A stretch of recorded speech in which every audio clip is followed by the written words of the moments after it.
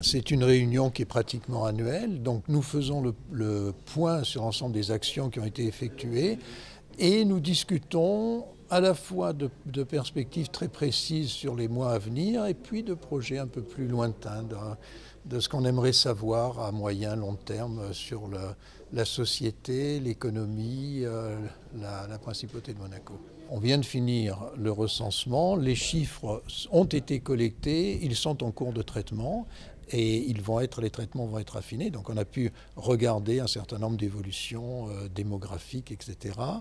On a parlé de tout un tas de sujets, certains qui sont très techniques mais importants. Par exemple, les questions d'identification sirène qui jouent un rôle très important pour l'accès des sociétés monégasques à des marchés en dehors de Monaco. On a eu une discussion intéressante sur l'évolution du PNB. Grâce aux données de l'INSEE, on a une vision assez claire de l'évolution de l'activité économique monégasque, en particulier au cours de la crise. Et ce qu'on voit, notamment, ce qui m'a semblé très intéressant, c'est qu'au cours de la crise des années 2008-2009,